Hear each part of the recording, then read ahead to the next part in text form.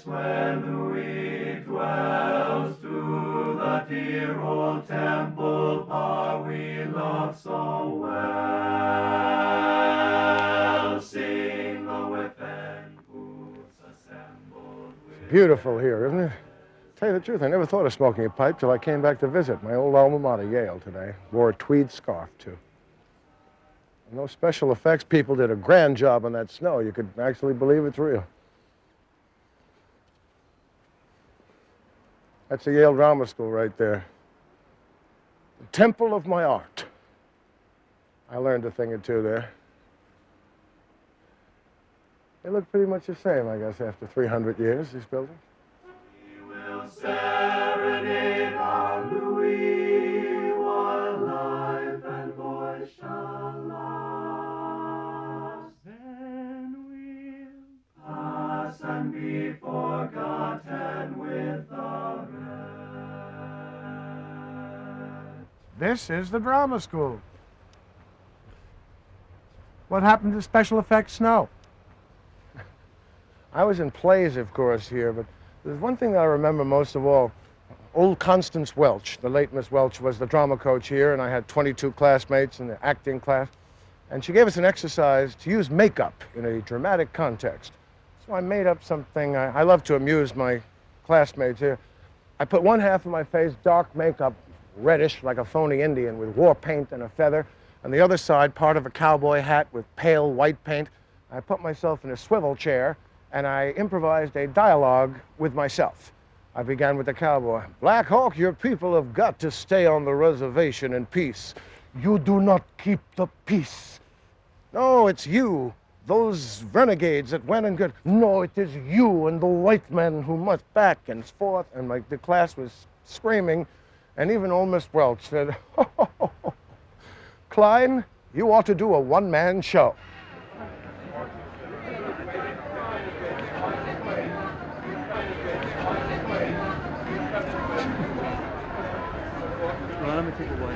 Okay. What do you want to do with it? Just a second. I don't wear makeup all the time, just for television. Yes, he does.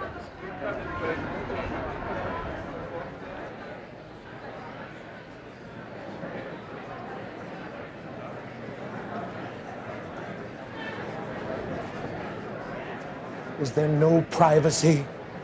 You're going to see the whole show from the back on HBO. Ladies and gentlemen, Home Box Office presents Yale's own Robert Klein.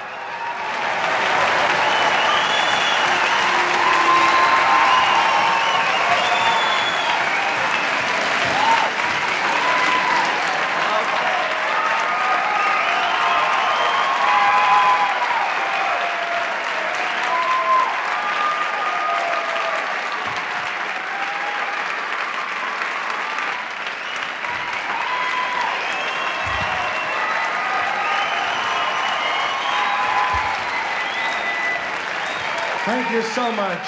Welcome. I went to school here 18 years ago, the drama school here at Yale.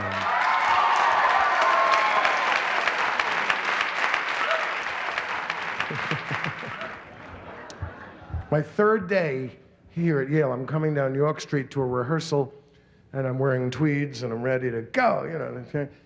And suddenly I hear, from the tables down at Maureen. I said, it's a Gene Kelly musical, or I'm hallucinating. What's happening here? I look on, there was a place called Maury's and the Whiffenpoofs. Is that what they call themselves? They have a lot of nerve for, you know, pardon me, what are you? I'm a Whiffenpoof, right, come on. It's much like being a mummer, I guess. You ever see them in parades? With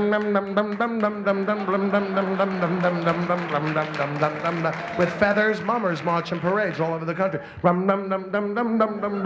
What does he tell his kid when he goes to work in the morning? Harold, you stay here with Mom. I'm going to Mum. You know. Yale. I learned to speak clearly in this room. That kind of spit, you know, in Shakespeare so that they hear you. Ah, sweet Mercutio is dead. You spray the first row, then you know they're doing a good job. We had spinning 104 here. I had it spinning 104. Saliva 17 is for advanced Shakespearean. Ah, sweet Mercutio is dead. that gallant spirit hath aspired the clouds which all too soon did know his grace, my lord. Mostly what I was doing was trying to get laid, but there were no girls here at that time. Anyway, I mean, you saw a graduate student occasionally from the drama school or music school, but basically women were in a very dangerous situation on this campus in those days, you know.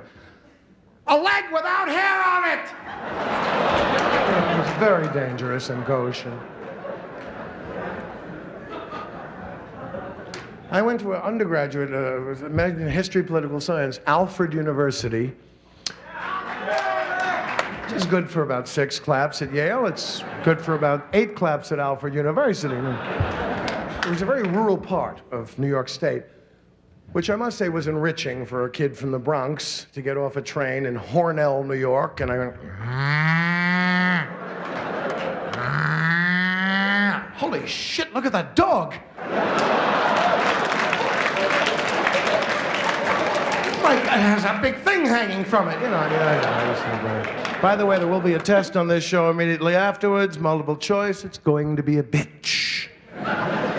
9 choices, all alike. I always like a nice, obvious multiple choice. Which of these is different? A giraffe, rhinoceros, camel, a raisin. You know, that kind of multiple. But then you could think, you know, you're going, rhinoceros is wrinkled, so is a raisin. You know, maybe it's an abstract multiple choice. Interpretive. A true and false is a fool's paradise. You think you have a 50% chance if you're a fool. Essay test was my favorite, personally. You like an essay? How many of you think an essay is more appropriate? This is the boom eater, you know. Well, an essay, it seems to me you could boogie, you have latitude, you could generalize, you could bullshit your way through an essay, especially if there several bullshitters here tonight. Stand up and take a bow. Especially if the teacher wasn't on the ball. You stay up 3 nights and you come in, I love that word, compare. Compare the civilization of Mesopotamia with ancient Rome with respect to the following: mercantile interest, religion, shovel, please.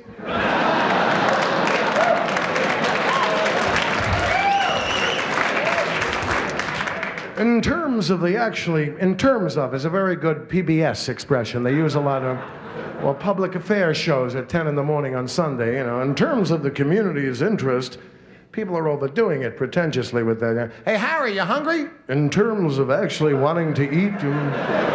Harry, how about a couple of fingers in your eye? Want to go to the ball game? In terms of actually locomoting to the ball. I mean, you get away with a good word once in a while. Don't be afraid. I use milieu every once in a while. I don't feel guilty. Use it in the right context, you sound good. You use it wrong, and you're well, anyway, it was an excellent milieu. Milieu challenge. You're an illiterate putz with a BA. Where do you come off saying milieu? You should try in terms of and work your way up to milieu. Anyway, we have a little time here. This is not actually, it is television, but you know, a kind of acceptable one, because it's not a talk show where it's like a 6-minute pop. Hi, how are you? Boom, that's it, you've disappeared. You have to kiss everyone on these talk shows. Hi, how are you? Who are you? Why am I kissing you? How are you? I hate that. I mean, I was on some talk show with Lauren Hutton, who's a beautiful model and bright woman too. I shook hands, I met her a couple of times. Hey, come on. Kiss her? I don't know her. Just my luck on that show. Who gave me a tremendous kiss? Dr. Joyce Brothers. Hi, Bobby. How are you? With her tongue. With her tongue.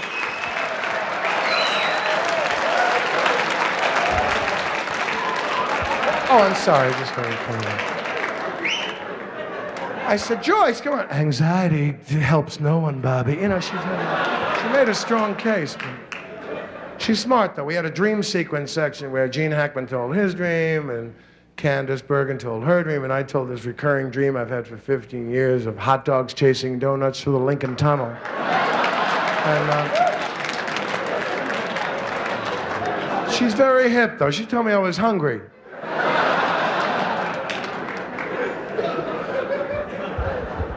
She got to a hamburger joint, you know.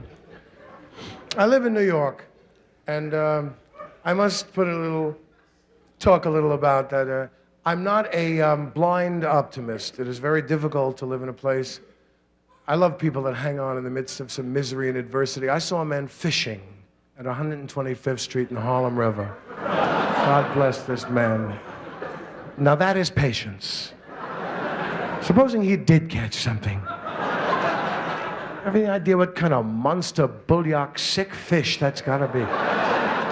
Come out of that water and boom, get that goddamn hook out of my mouth, you idiot! Give me that bait! You know, they don't fool around. I've taken to fishing, actually, lately. You know, I like it. I had to get over a kind of anthropomorphic thing about the fish not maybe digging a hook, ripping his mouth and stomach out. But really, when I got over that, it was just easy. I concentrate on the drowning worm instead. Because the fish, when you bring him into the boat, he still seems to prefer to be elsewhere. But a worm doesn't, he's lower on the fauna chain, and for some reason he doesn't give a shit. I mean, you cut him in half, both sides walk away. How are you?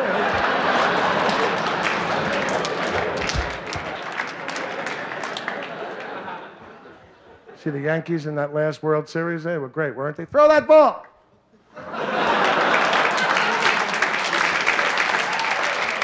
Run! Hit! Bunt! Baseball's most dangerous procedure, by the way. You miscalculate right in your monongololos. Sorry about that, see. Career full of euphemism searching for the networks. Can we use woo-woo instead of tush? Baseball players are a little less hardy than football players. Baseball player slides into second base and, oh, a raspberry, an infection, out for the year, again, mercurochrome, you know. Football player, the doctor said, you can't go back in there, son. The bone is sticking through the skin. Well, put it back, sucker! You know. The amphetamine starts to take hold around the national anthem. He gets going, and the ho! They're hitting each other's helmets. And I love the way they understate the violence. Like the referees, you know, personal foul, number 22. First of all, they have to walk away. They put that mic on, and the players are screaming, you son of a...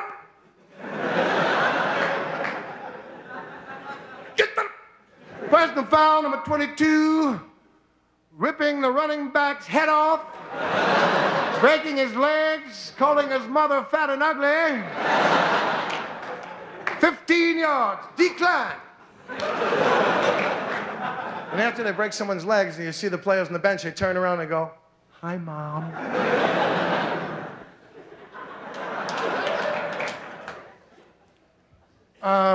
Baseball is a game of fear and avoidance. My parents didn't let me play either. Slightly protective people with a slightly different approach toward child rearing than, say, Mr. and Mrs. Too Tall Jones' parent, you know, or the Flying Walendas, for example, who seem to delight in the complete wiping out of their family and their profession.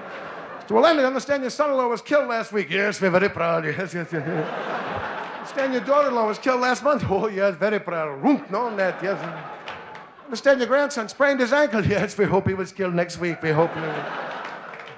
But my parents is, what are you, football? What are you, crazy? How about checkers? What are you talking about? One of those will flip up, take your eye out. You know what happened to that Dawkins boy. You know that. Tennis with a helmet. You can get an abrasion on your head there. When I went to the circus every year at Madison Square Garden, I was one of those toy whips. That's who I identified with, the lion tamer. That was the favorite souvenir. If you've been to the circus now, it's kind of lights, you spin, nothing.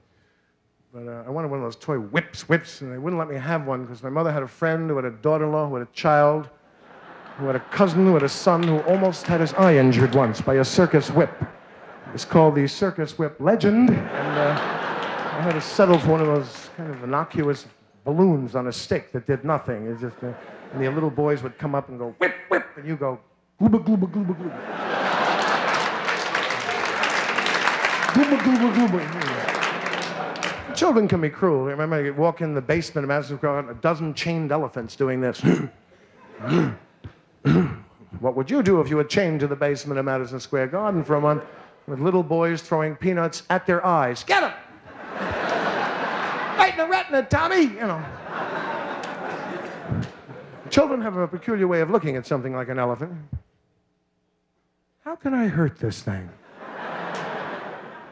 Tough hide. Eye, shiny, vulnerable. Get him!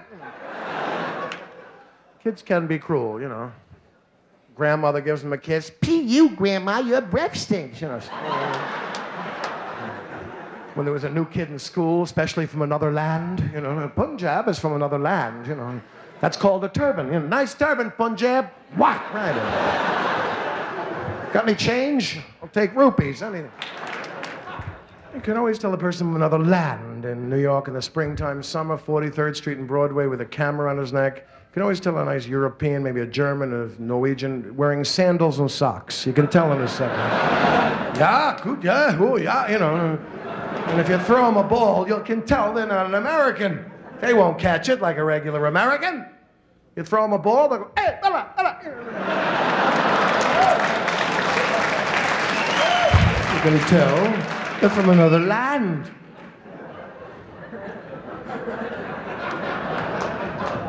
And it's not fair to put them on either. Hey, you wimp, how you doing, you asshole? New York, yeah. I've seen people, it's not... See, I was on a Paris bus, and I went on the bus, I don't speak French, and the bus driver says, "Garnez, monsieur." I go,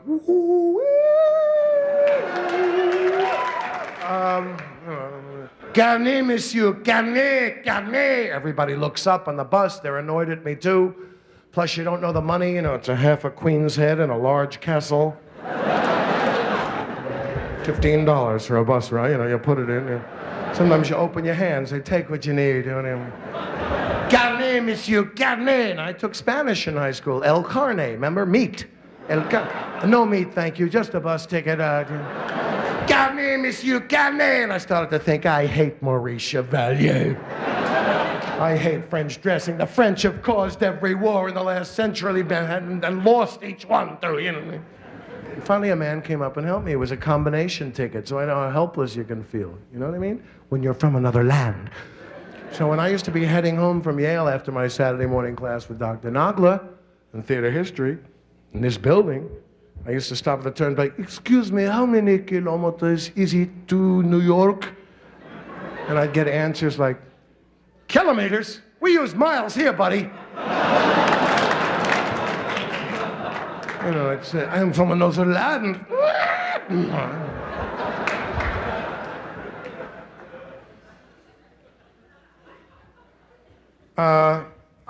You could feel pretty stupid, like even not in another land. First time ever in San Francisco in 1967, I played the Hungry Eye. It was a great club. A cab driver took me. I don't like to be a rube. I'm from New York, you know. When I come into Kennedy Airport, I see if the guys are shy. I help people from Hong Kong. When the cabbie says, "That'll be about $3,000 to where you're going." It annoys me, you know. In 67, the cab driver took me to the San Francisco Municipal Airport by way of Ogden, Utah, claiming there was quite a bit of traffic. And when I went to Germany, they said, Berlin particularly, that they get the idea you're a tourist, that taxi, forget it. A little light goes off in his head, "Tourist!" Boom! You know, that's it, Ogden, Utah. So I'm a pretty good mimic, and I used to practice my address, so I sounded like a native. 21 Schlüterstrasse. 21 Schlüterstrasse, bitte. I practiced it bored. 21 Schlüterstrasse, bitte.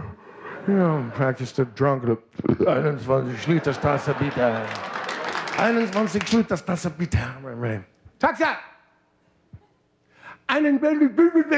Tourist! I have a brother in New Jersey. You know him?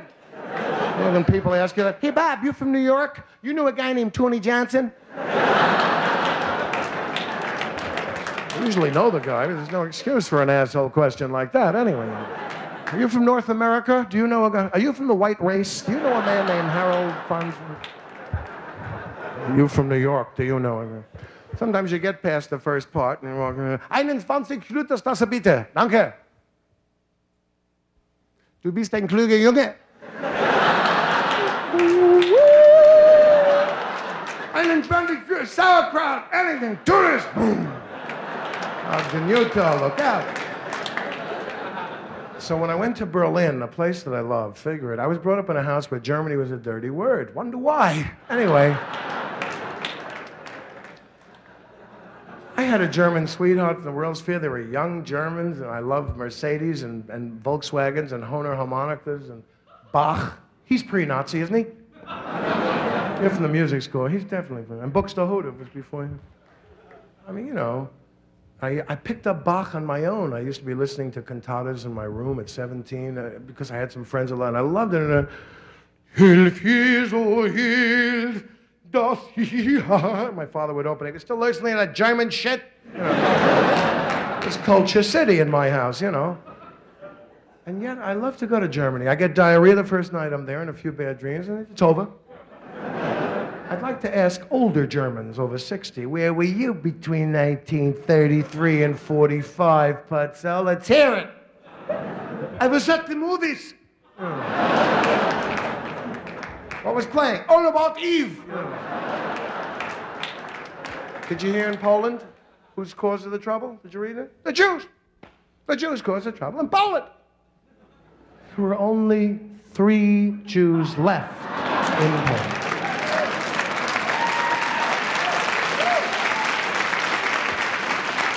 To say that they're scared shit is an understatement, ladies and gentlemen, in Polish or English. They meet once every Friday night, the 3 Jews Club, they call it, and they discuss how they fucked up Poland. You know, they can't figure it out. Meyer was a Jew? I don't know. I guess maybe he asked too much. Hello, Mr. Wazinski.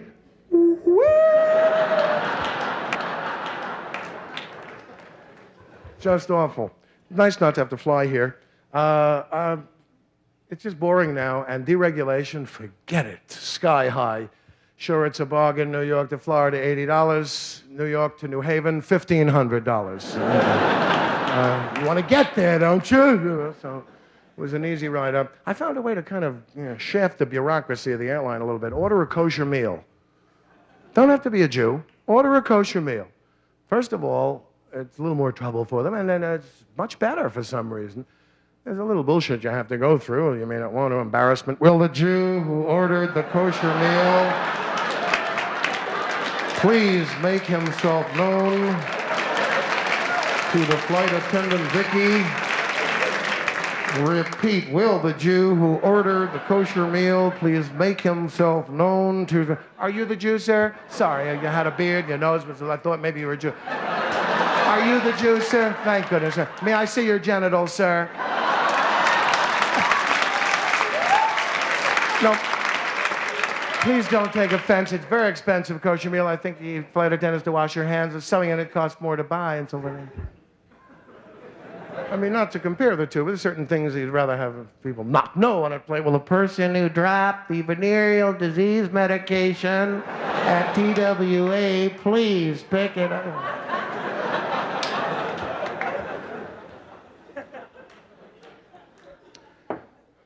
That is good.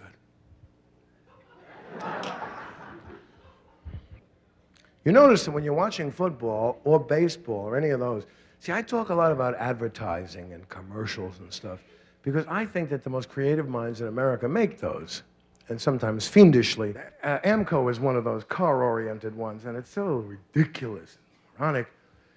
Essentially, if you go to their competitor, you know, I'd like my transmission fixed. You go, oh, I don't know, the trout season's on. Hell, do you ever see a transmission? And the guy looks at the sign, and transmission's fixed. Hey, boss, remember that time you hit it right on the nose, $28,000 for the transmission? And then subliminal, very quickly, you say, let's rape a child. You don't hear it. But if you slow down your Betamax, you can hear that. That's how low they are. But if you go to Amco, you walk in like a transmission fix. Certainly, there's a PhD with a white coat and clean nails and a clipboard. Mr. Klein, probably no charge. Loose screw, 5 minutes. Just relax. Hope you enjoy the donuts and the prostitutes while you're waiting. You know. Mr. Goodwrench. Very macho commercial Sunday afternoon. You know, tires that grip the road, you son of a bitch. You'd better believe it. You know, the Sears Die-Hard battery will start these 5 cars in Minnesota and make love to your wife at the same time. But it's a Sears. The pickup truck goes up a steel hill with small print. Don't do this with your truck. It really doesn't work. It's bullshit, not good in Iowa.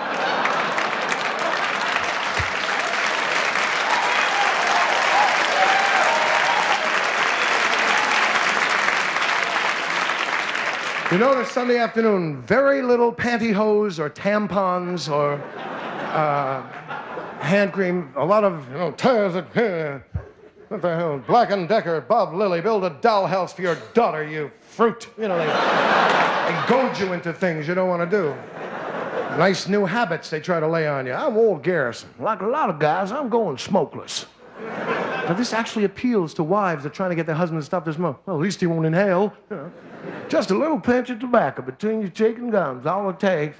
And your wife will love the brown mucilage that comes out later when you kiss her, Hi, honey, I'm home. Thwack! One of the most disgusting habits of all. And the airlines will, have smoking, no smoking, and smokeless. The smokeless is with those men throwing up into the brown mound, sir. That's just right in there. Now, beer is big. More time is probably bought for beer than anything else. There's a beer war. Now, Miller, second best. Poor little fellas. Don't feel sorry for him. Owned by Philip Morris. All right? It's like, Carvel? You like Carvel? Do you buy Carvel because you think Mr. Carvel is pathetic? No. Tom, no offense if you're watching. He's pretty much across the country. If he's not in your, it's like Dairy Freeze. It's one of those ice cream chains, This old man who's a multi-trillionaire, does his own commercials instead of paying an announcer who has to feed children. And he has this awful voice like sandpaper. He evidently studied with Andy Devine some years ago. It's a beautiful ice cream product. Please buy this product at participating dealers. We have Tom or turkey for Thanksgiving. Couple of pumpkins on the side. Please buy this product or I will stay on the air 24 hours a day until you buy this product. So, don't feel sorry for Miller a second, to Budweiser. They're doing okay, really. But they have an interesting, they go to, of course, it's always men. You can't drink beer on television. This is a rule to prevent our youth from finding out what beer is really used for. Why should they know? You know what I mean? You ask any average 8-year-old kid here in New Haven or in Los Angeles or anywhere, hey, what is beer for? To hold up and look at, Daddy. They know. People never drink it on television, not allowed. So Miller has profession. If you've got the time, always after work. Whoop, well, that was a good day. If you've got the time. They try to emphasize in a kind of public service way to try to tell their men 85% of them are operating heavy machinery with 4 tons of alcohol in them all day. To wait till after work, guys, if it's at all possible. But they have very exotic professions. Avalanche patrol and whoosh, whoosh. Well, that's one avalanche. It won't give us any trouble. Let's have a Miller if you've got the time. How many guys do you know on avalanche patrol? 3, 4 tops, right? I know Steve, Biff, Harold, 5. The few guys that put out an oil well fire and they're grateful Arabs, whoop, well, that's one oil well fire, won't give us any trouble. Let's have a Miller if you got the time. How about ordinary guys, like the guy that cleans up the horse shit after the Mummers Parade?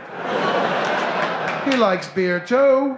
Come on, let's wash our hands and have a Miller then if you've got the time. Guy that works in an asbestos factory.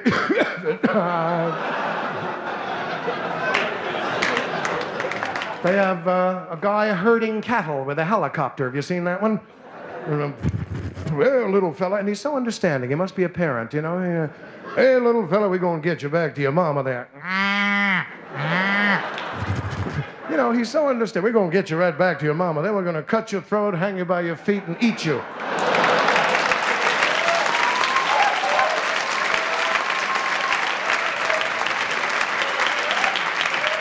Now, may I say, I'm not making a little asterisk here. I'm not making a hypocritical, hey, red meat, killing the animal. I like a hamburger once in a while. Ever hear a carrot scream when you pull it out of the ground? But it is kind of ironic. It's not bad enough that he has to die in a couple of years to eat. They have to torment him during his life, How do you think he feels about the helicopter? Helicopter! I'm going! He just got used to a screaming cowboy spitting tobacco the week before with a lariat. Now it's a Bell Cobra 260 coming at him. There's one Miller has that's very funny with a couple of old rednecks. They're going out on a lake somewhere, and it's a beautiful sunset, and one fisherman says to the other, come on, Bill, let's leave some for tomorrow. It's Miller time. Let's go have a cold one, which is the lie. You want to tell me a couple of good old boys went out for a day of fishing, didn't take a few cold ones with them? Sure, they're coming back, Miller, for the 5th case. That's what they're coming back.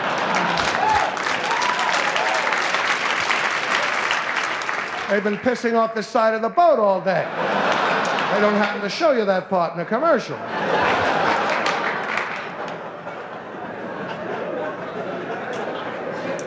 Now, Budweiser, they have a different approach. It's professions. They try to include everybody, you know? Like, this Bud's for everyone that works, goes to school, or has a neck. They sort of like to try to include people who are alienated. Well, I have a neck, you know. This Bud's for everyone that breathes. One of those kind of...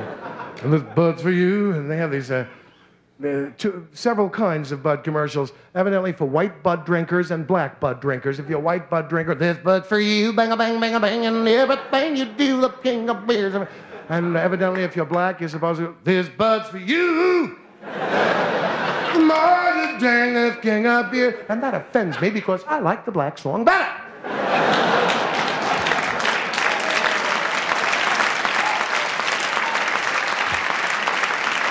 I think I want black people walking in the street looking at me and saying, you know what kind of music he likes. Except for Slim Whitman. I'm a devoted fan, you know. And I told you lately that I love you. First question I'd like to ask is, who is Slim Whitman? He's the Rula Lenska of country music, Slim Whitman. Evidently had no function till just a few months ago when you saw him on television. They said, voted best singer in England 4 years in a row, evidently 1896 through 1900. And he can't sing a straight note to save his ass. Happy birthday to you. He clearly was not born the Lamaze method, that's for sure. When he was born, they played Little Richard and beat the shit out of him. Welcome to the world. Instead of some nice soft Montevideo. Of course, Mrs. Whitman is afflicted with this too. And there's my husband, you know. Now, Lowenbrau, that's premium. They bought the name from Germany. That's all they bought, the name. Each bottle comes with a name in it, that's it. No, it's not like Lowenbrau. You ever taste Lowenbrau in Germany? Fabulous. This is, you know, but they have a commercial that almost suggests Jeopardy. Guys are cross-country skiing. I can't make it, Bill. Go back without me, he says. In a half hour, I'll have you back in the lodge. Come on, you can make it. I can't make it. Leave me here. He says, in a half hour, I'll have you back at the lodge with a Lowenbrau. Pathetic alcoholic, that's the point. You put a snifter of wild Irish rose in front of his nose, he'll watch around the world. Now, Michelob Light, that's like champagne. They even have a woman in that one. It's a romantic commercial. You see that where a couple meet at the airport with romantic music? And Bill, Marianne, this is a surprise.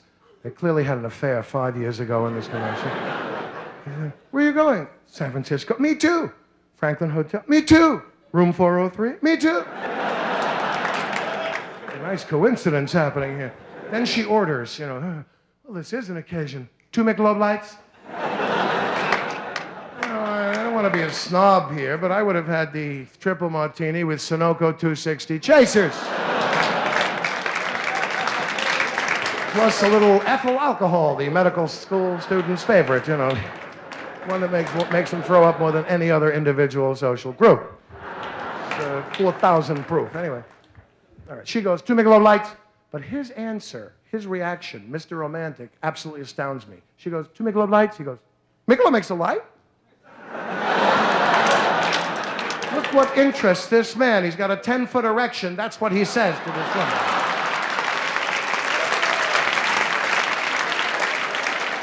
Michelob makes a light? Just a minute. Hello, Mother. Sit down first. Michelob makes a light. 2 o'clock in the morning in the hotel, she'll be going, Bill, let's make love. Michelob makes a light? Remember when Coors came out in 7-ounce ponies? Mother and I got the first ones at the brewery. He's a bottle can freak, and he's a nut. Kind of person you'll see on the front page of the National Enquirer. Kills 22 people, and neighbors say he was very quiet. I saw him once in the elevator with a submachine gun, and I didn't think much of it. You know, well, that Robert Young, a Sanka commercial, he has a lot of cranky friends, doesn't he? People with no patience, and you know, I can't make this story model, God damn it! First of all, it's implied that he knows he has some expertise about medicine because he played a doctor. You know, it's like soap opera actresses that get mail from people. Valerie, why are you such a bitch? Hey, Bill, calm down. What are you, Robert Young? I don't know, Mr. Young. Doctor says he drinks too much coffee. He needs Sanka. He needs a straitjacket, this guy. That's Valium Factory. I mean, selling you that name. Life insurance is probably the most morbid of all of them, the one that deserves a trip to the bathroom quickest in a football game. Who wants to be reminded that you're mortal during a commercial for a football game? You can die in an instant. They have one now, a husband and wife. Bill was insured, but Mary wasn't. Now their house is empty, and he is screwed. You know. First of all, life insurance is, you don't even get a toaster when you sign up. It's like gambling. It's no, I'll bet you $200 a month till you die that you don't die. One of those things. And they always have a jingle that's brilliant and hits the men where they live or whoever's buying the insurance. And there's a guy pushing his little girl in a swing. Insurance is love. Insurance is giving. Insurance is making sure your family doesn't go down the tubes if you drop dead. Insurance is love. And then the kid asks the key question, you know, Daddy, I want to go to college. Does that cost a lot of money? No, honey, it doesn't cost any money. You know, insurance is love. I want to go to Yale. Is that expensive? No, honey, it's not expensive. Go right over the top. Then they always used to use euphemisms for death. What if you're not there, young man? You know, like you took a cosmic trip to the bathroom, never to return. What if you're not there, young man? And then they eliminate you with an X in front of your head, actually, you know, right out of Hartford. One of those. Or cinematic cliches like freeze frame, a broken mirror, or no one pushing your little girl, and she's 28 and still on the swing. You know, there's little hints that you're gonna. What if you're not there, young man? For one thing, I won't give a shit. Won't be there. Second before I die, I'll feel like a cheapskate. I'm sorry I left you nothing. I have no insurance. I don't care. Probably hate me. I left you a business that loses. I don't care. I think that part is longer. Then what happened, about 2 years ago, they started using the word death in the campaign where we planned a life. We didn't plan that Dad would die or Bill, whatever. Depressing commercial, a woman selling her summer home. Walking along. It was a day just like this when Bill and I bought this cabin.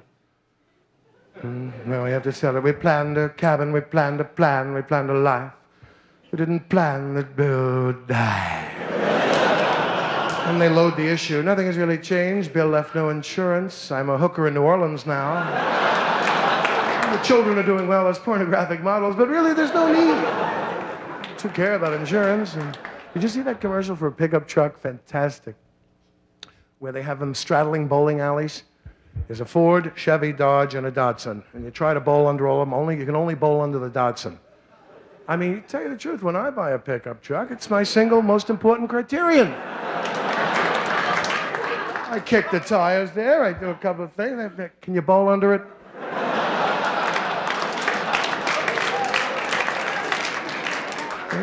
What? Look, can you bowl under it? It's a new sport, especially in heaven there, you know. Of course, the Japanese products, as they market better and manufacture better. In all fairness, German and Japanese plants were destroyed. They could start anew, more convenient. We have creaking ancient equipment and the rest, and they learned from us, for all fairness. But, I mean, you know, it's hard to feel sorry for Chrysler. Lee Iacocca is making a nice plea. He's an important and influential man. People listen to men like that. They do. He stands there in front of that car and he goes, and it's a beauty. And by the way, if you can find a better car than Chrysler, buy it. And they are in droves. Datsuns, Toyotas, Chevys, anything. You know, they listen to a man like that. Believe me, as influence. Now, as the Japanese products, especially, the commercials for American products in competition with them are getting overtly racist and rather tasteless. Have you seen one? Sylvania, I believe, is the one. The kind of apple pie guy. And he says, Sylvania tested against RCA and won. And off camera you hear, "What about Sony?" And, you know, he looks like he's been disturbed a little by a rude interruption. And then Sylvania tested against Zenith and won. "What about Sony?" And then it tested against Sony and won, you asshole. He gets him back some. The Ford is trying a new one, and then the guy goes, "Come on, and that one, like a Jerry Lewis movie. It's embarrassing." And they use the actor who played every prison commandant in every World War II movie, Japanese. Awful. And then the Ford is going to try a new one out, the Escort against the Toyota. We're in beautiful Pearl Harbor, Hawaii, to test a Ford Escort against the Toyota. You know, there goes the Ford past the Arizona Monument. Can the Toyota? You know, it's subtle. Nothing to it, really. How about Sony co-opting Albert Einstein's image to try to sell Betamax? Do you see that one? First of all, it's just an actor there. It looks like James Taylor with talcum powder on his head playing. I sometimes don't understand. I'm sure if Albert were alive, he would have approved. He would have loved to have done a commercial for Sony, unless Hawaiian Punch made a better offer. See the Osmonds doing the Hawaiian Punch? Now, to me, that's immoral. I mean, this is not a useful product to American families with their daily meal. You're better off giving them paint thinner. You know, Hawaiian Punch, and what is the cash flow low over at the Osmonds? To me, Hawaiian Punch is the punch, and then this little legalism she has to shoot in there, and it's 10% fruit juice for the taste everyone loves. What is it 90% of? Urine? 10% fruit juice. Of course it's 10% fruit juice, the Monongahela fruit that grows on the Connecticut Turnpike. Yule Gibbons used to eat it in salads, you know. He died, you know. I still have a hickory nut from Yule Gibbons, the famous... What a sweet guy. He died young. Remember him? The dandelion soup is good. He ate anything. A carburetor makes an excellent breakfast on the road. I saw... Yogi Berra was one of my great heroes, and I had a pass to the locker room last season there, and I had a great trauma and privilege at the same time. Saw Yogi Berra naked. Just think about that for a second, right? I try to keep my head up. I was so Yogi, it's such a pleasure. Defies gravity, this guy. Besides, well, Babe Ruth, I just seen pictures of him. I never saw him really play, but I don't know, how good could he have been? He runs so funny. There's the immortal Babe. I mean, how could a guy be that good if he did that? You see, Ty Cobb and Babe Ruth before the All-Star game, 1934, you know. Little Our Gang baseball gloves. I mean, Babe was hardy, though. He had a bad season in 1923 because of syphilis. That's not widely known, but true. You know, baseball fever, catch it. Babe caught it. Probably that's why he runs that way, isn't it? But, man after my own heart. 12 girls at a time, 11 hot dogs before the game. You know, rough and tough there. I guess, though, baseball is a game of great fear, too. You play hardball? Oh, boy.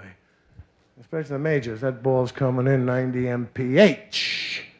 You have to decide in a half a second whether you're going to hit it out of the park for a home run or it's going to make you a vegetable for the rest of your life.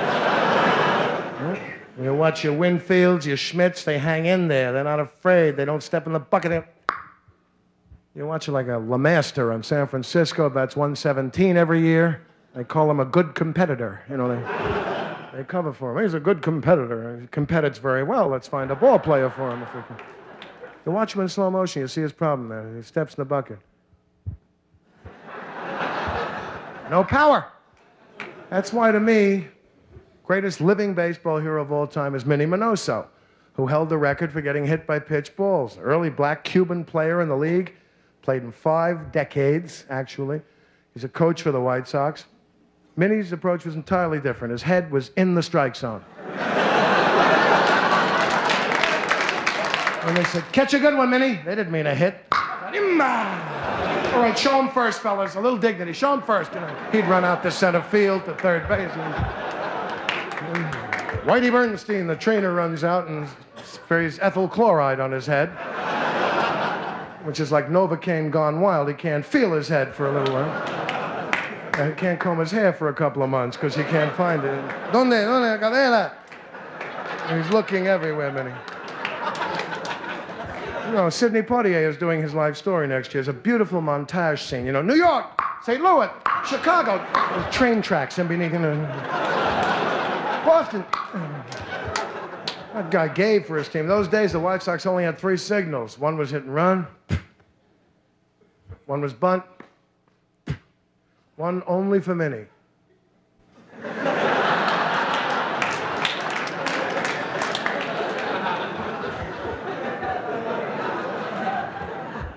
So at the end of his career, he pretended not to hear, you know. Time out! And they didn't want to give away the signal. The coach would turn his back.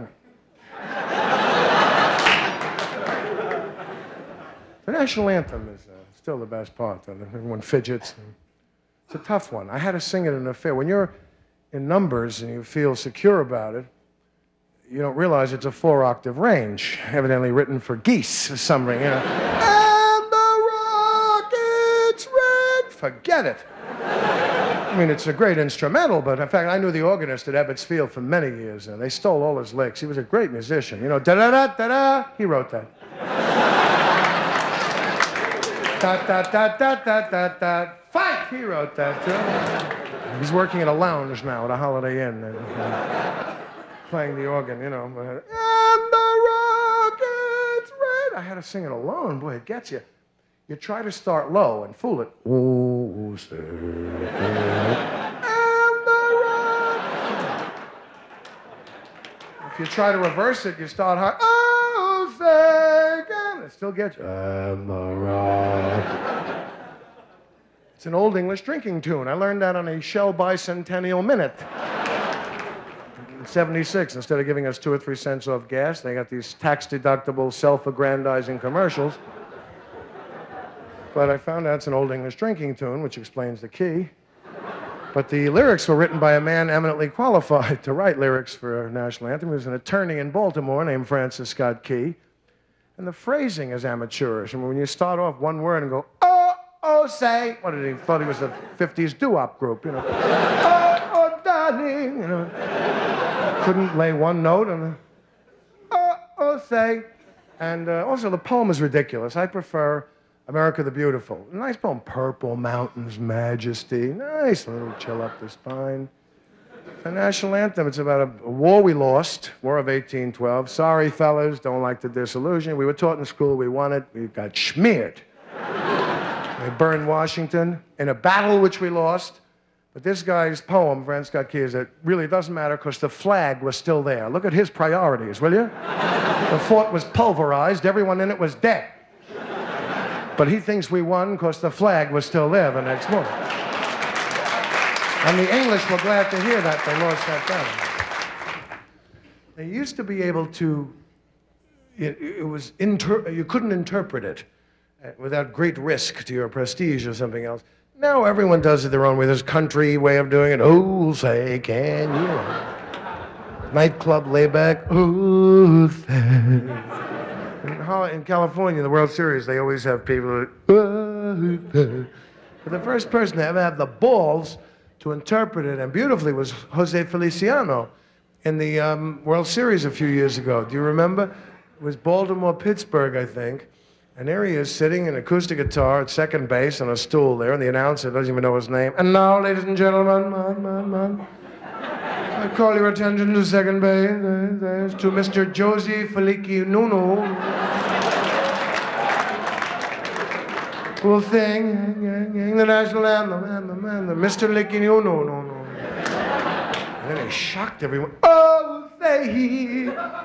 meet I can see by the door, no mama by the door, the light. Bravest thing I ever saw. Figured they wouldn't kick the shit out of him because he was blind.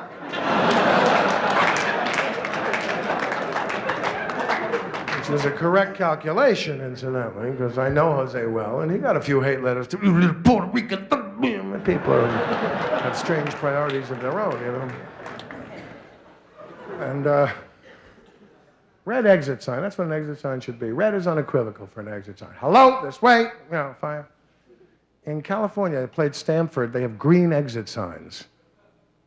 And that's sort of, there's a fire if you want to get out, it's cool. If you don't, if you want to get out, it's fine. Yeah. I hope you give a big, warm welcome here to the Robert Klein Orchestra. Bring them out here. Here they are.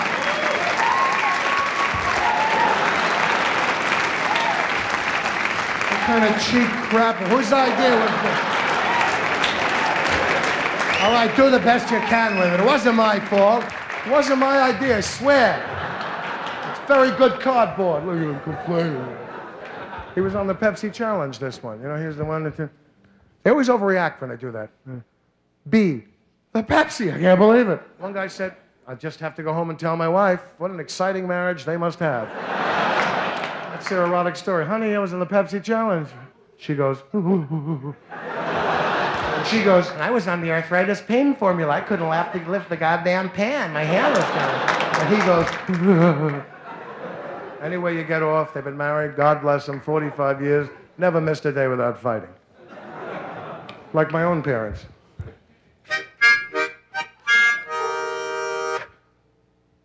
What are we going to do first? We're going to do some songs? Let's do something. This is what you hear during the credits at the end of a PBS documentary on North Carolina prisons.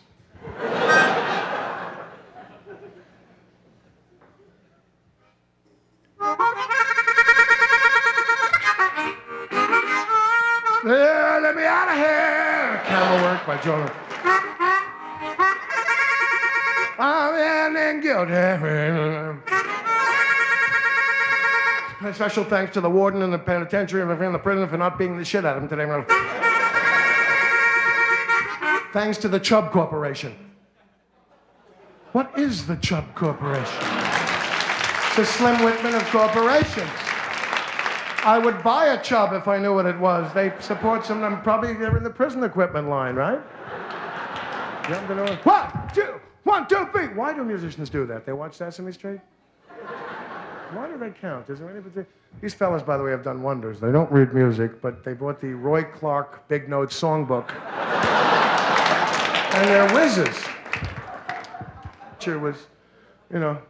Oh, good. It was a nice... I asked for a towel here. This has always been a class joint, still is, you know. I was hoping towards the end I'd be like Jerry Lewis, is going to put a towel around my neck, tell you how warm you've been, and I don't think this is going to work very well. And then I'd say, it's such a lovely way. You know, we won't do that. Let's do a real song. Wanna? Which one? Since? Is that it? Oh, this is a beauty. May we have some mood lighting, please? Thank you. That's perfect.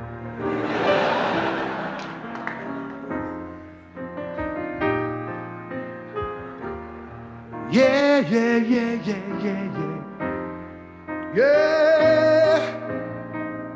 Yeah, yeah, yeah. No, no, no, no, no. Yeah, no, no, yeah.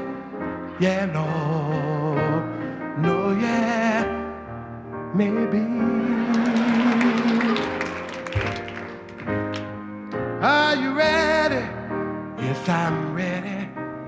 Are you ready? Yes, I'm ready. Are you ready? Told you I'm ready. I was just asking. I know you were just asking, but I'm ready.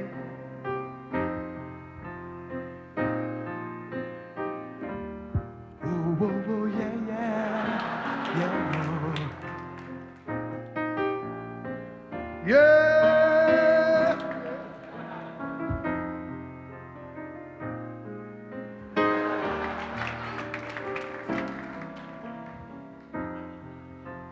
I'd like to do a song for you now.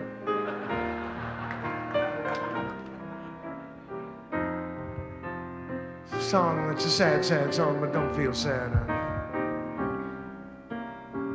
Why you made me leave my happy home. You took my love and now you're gone. Since I fell for you, since I fell for you, baby, love brings such misery and pain. No, it does. I guess I'll never be the same since I fell for you.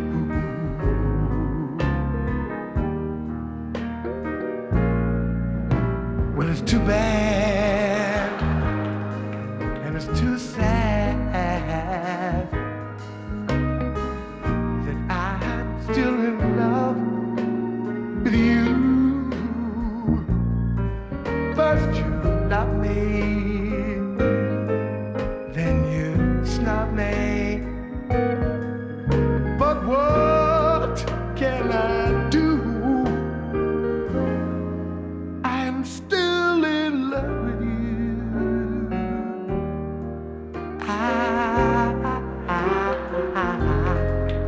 Yes, I'll never see the light. I get those blues every night since I fell for you.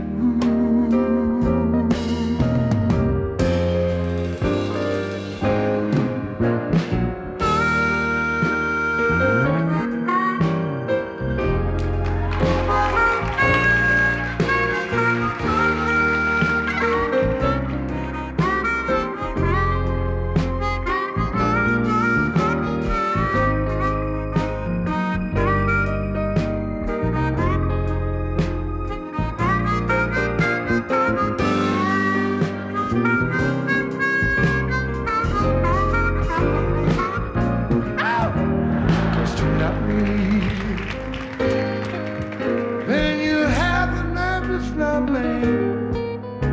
But what can I do?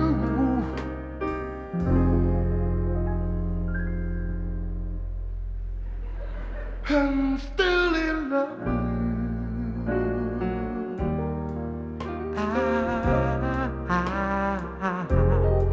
Guess I'll never, never, never see the light. No, I won't. I get those blues most every night. Since I fell for you.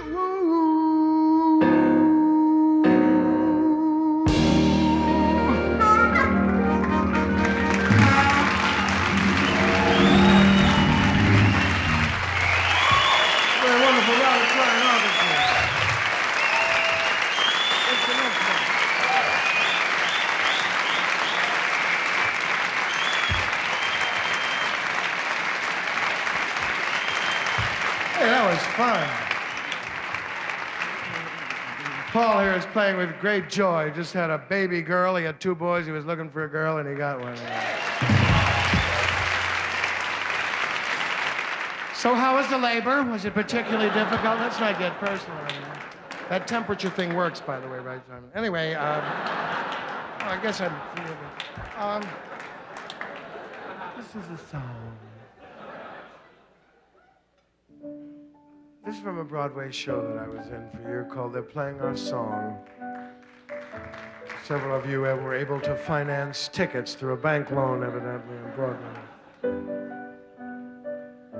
Very pretty.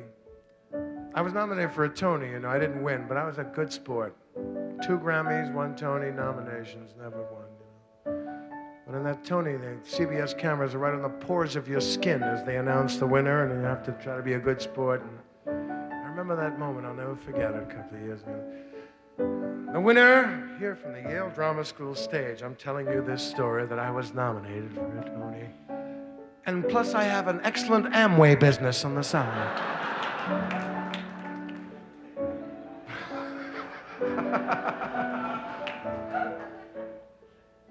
But I remember waiting for the winner. And the winner, Best Actor in a Musical,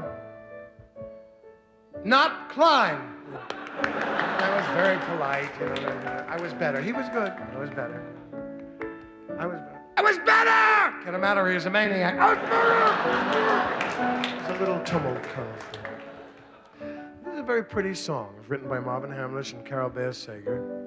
It's the opening song in the show. It's senseless to tell you what it's about. You know, this is where Biff and Mary Ann meet John. But it's just a nice, pretty song, and it's called Falling.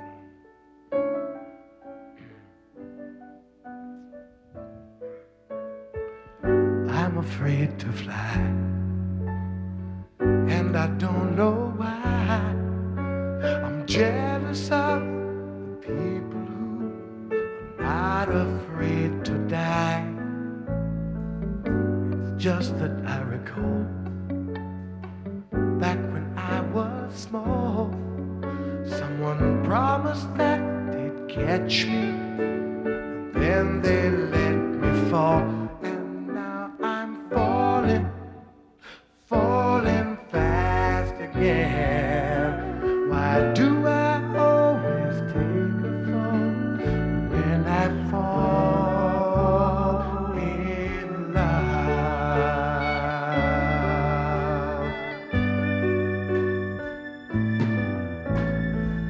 You'd think by now I'd learn. Play with fire, you get burned, but fire can be oh so warm, and that's why I return. Turn and walk away. That's what I should do. My head says go, find the door. My heart says I found you, and now I'm falling fast again. Why do I always take a fall when I fall in love? It always turns out the same. Loving someone, losing myself, only got me to blame. Help me, I'm falling. Catch me if you can. Maybe this time I'll have it all. Maybe I'll make it after all. Maybe this time I won't fall. When I fall in love.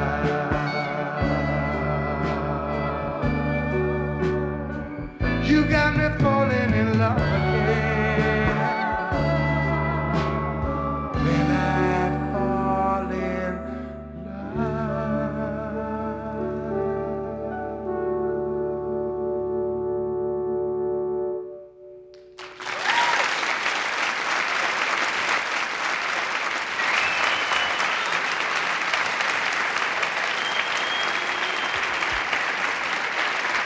Very wonderful Robert Klein Orchestra and backup singing. That's fun. Now this next song, I did it on the Ted Mack Amateur Hour, 1957, with a group called the Teen Tones, and we sang it fast. I want to burn that kind of love. We were defeated by a one-armed pianist.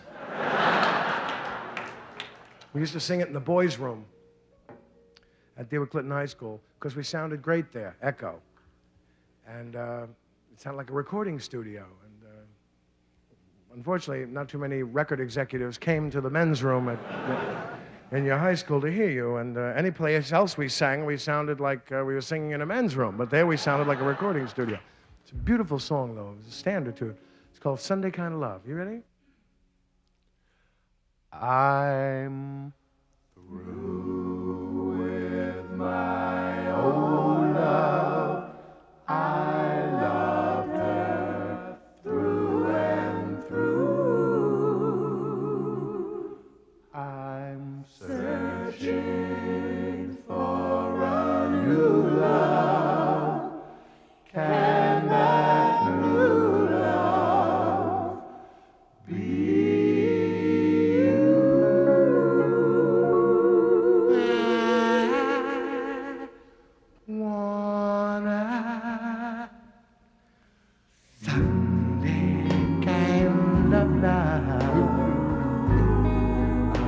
To laugh past Saturday night.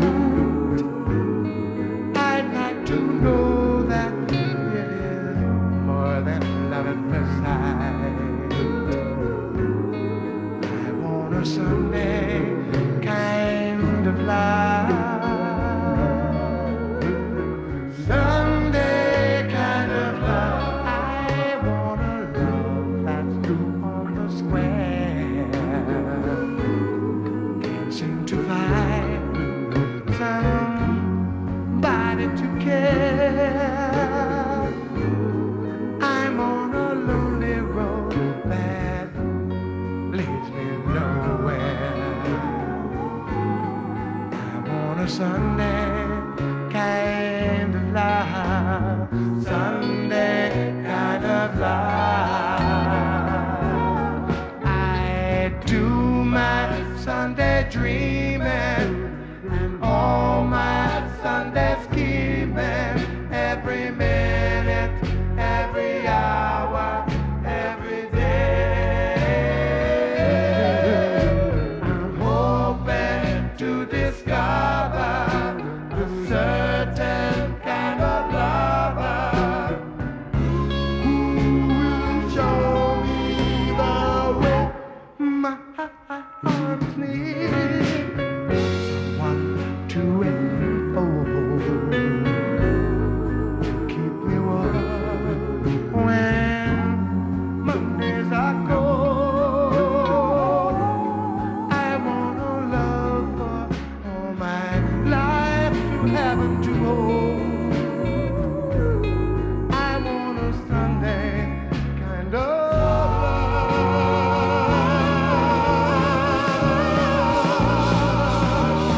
Oh, Sunday, not a Monday, kind of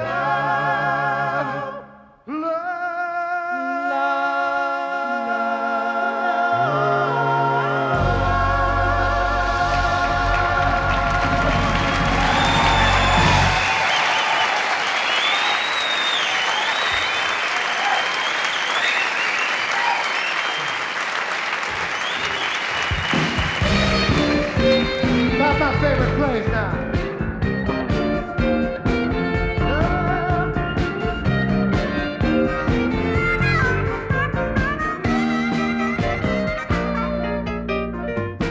Lately I've been thinking I got to get my feet on the ground, get myself back together, find a place to settle down.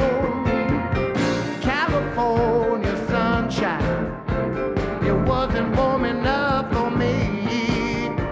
I didn't find the living easy.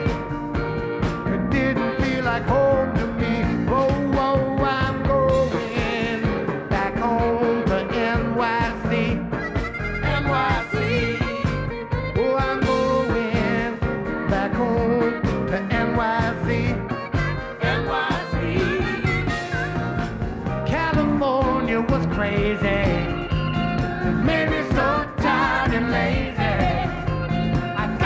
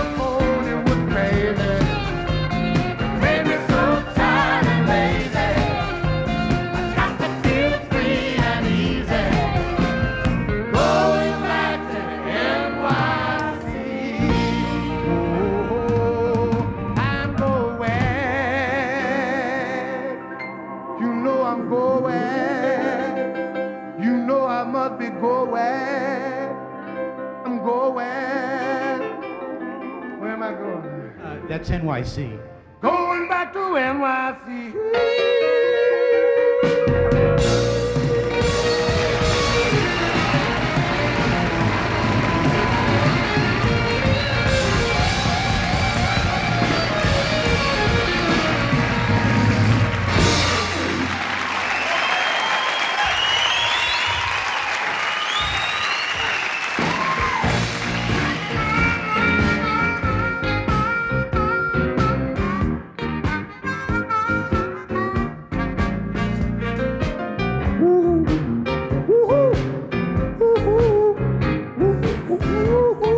Let's do a song for you now, road called Woo Hoo Hoo Hoo.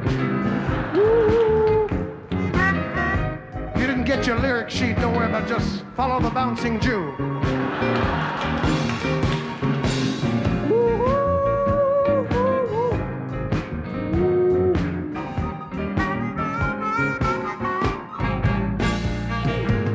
I can't stop my leg. I can't stop my leg. Not kidding, baby. Is there a neurologist? I can't stop my leg. I can't stop my leg.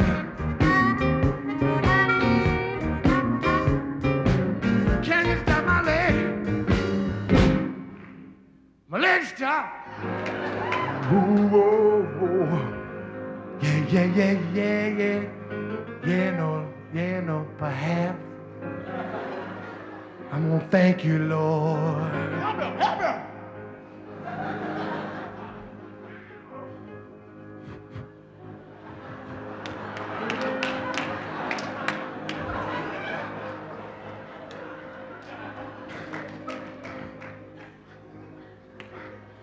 I'm gonna thank you too.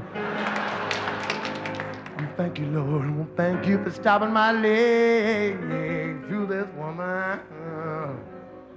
Oh, it feels so good. Just sitting on the ground with my other leg. Oh, like a good leg ought to be. Yeah.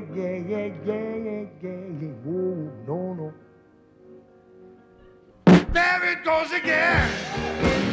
Oh, thank you very much for coming tonight. I had a wonderful time. I hope you do. Stan Schwartz.